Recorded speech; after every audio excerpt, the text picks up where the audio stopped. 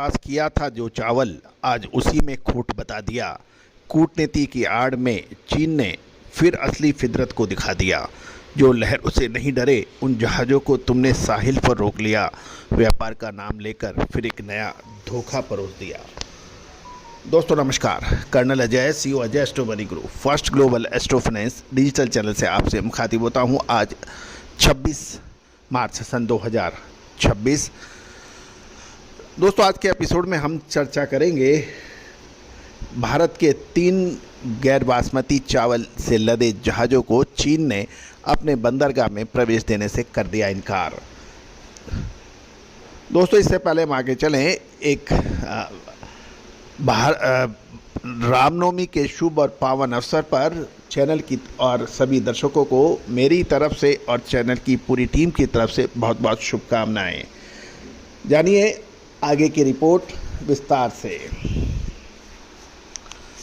दोस्तों चीन से व्यापार करना हमेशा से ही एक रिस्क भरा होता है। ये कब क्या कर जाए किसी को कुछ पता नहीं होता है। चाहे वो भारतीय लहसुन की बात हो, जीरे की बात हो या फिर कोई दूसरी। जानिए रिपोर्ट। खबर निकल के आ रही है कि चीन ने खारिज किए भारत के 3 चावल के जहाज जेनेटिक मॉडिफाइड होने का दिया हवाला। भारतीय निर्यातकों में हड़कंप मच गया है और भारतीय निर्यातक अब सरकार से गुहार लगा रहे हैं हस्तक्षेप का। मसाले, खुशबू और प्योर झांझ, टेस्ट से भर दे हर जुबान पे स्वाद। एवरीडे मसाले, देश का स्वाद।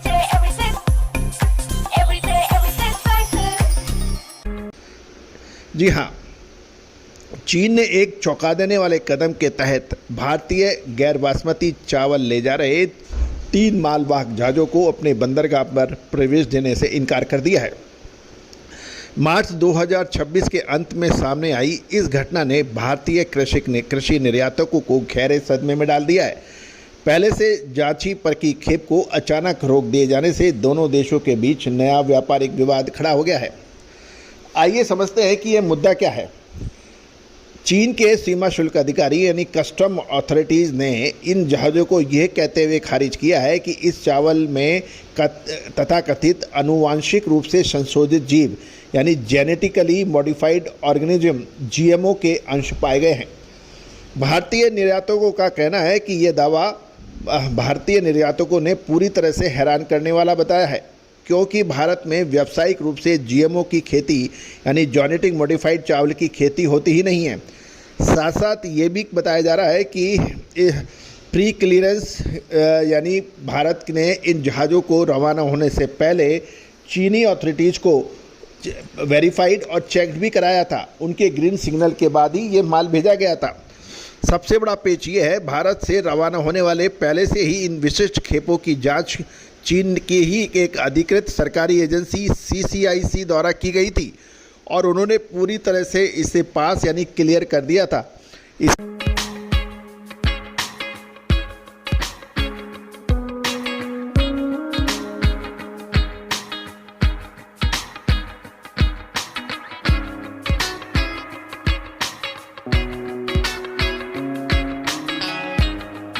के बावजूद चीन के पहुंचने पे इसे रोक देना एक संदेह पैदा कर रहा है। भारतीय निर्यातकों ने चीन के इस फैसले से कृषि क्षेत्र में हड़कंप मच गया है। मालवाहक जहाज़ों को चीनी बंदरगाह से दूर रोक दिया है, जिससे निर्यातों को हर दिन भारी वित्तीय लॉजिस्टिक नुकसान उठाना पड़ रहा है, क्योंकि गौरतलब है कि यदि जहाज़ अनलोड नहीं हुए तो हर दिन का भारी डैमेज देना पड़ता है और वो काफ़ी महंगा पड़ता है। अखिल भारतीय चावल निर्यातक संघ ने इस कदम को अनुचित बताया है और व्यापारिक संगठनों ने इन संकट को उभारने वाले जहाज़ों को छुड़ाने की भारतीय सरकार व संबंधित मंत्रालय से तुरंत कूटनीतिक हस्तक्षेप करने की मांग की है। अब ये भी जान लेते हैं कि ये चीन की कोई कूटनीतिक चाल है या क्या है। कुछ विशेषज्ञों का ये कहना है, अपने ही एजेंसी द्वारा पास गए माल को रोकना महज गुणवत्ता नियंत्रण यानी क्वालिटी कंट्रोल का मुद्दा नहीं हो सकता। इसे चीन की एक सोची समझी व्यापारिक रणनीति यानी ट्रेड टैक्टिक्स या दबाव बनाने की चाल के रूप में देखा जा रहा है। गौरतलब है कि प्रधानमंत्री श्री नरेंद्र मोदी के नेतृत्व में भारत के बढ़ते वैश्विक निर्यात, चीन के साथ चल रहे मौजूदा जियोपॉलिटिकल तनावों के बीच चीन के इस कदम को भारत के कृषि निर्यात को हतोत्साहित करने का प्रयास के तौर में भी देखा जा सकता है। फिलहाल इस मुद्दे पर चीन की ओर से अभी कोई स्पष्टीकरण और भारत सरकार की आधिकारिक प्रतिक्रिया का इंतजार है। जैसे ही इसके ऊपर कोई अपडेट आएगा हम आपको अपडेट करेंगे।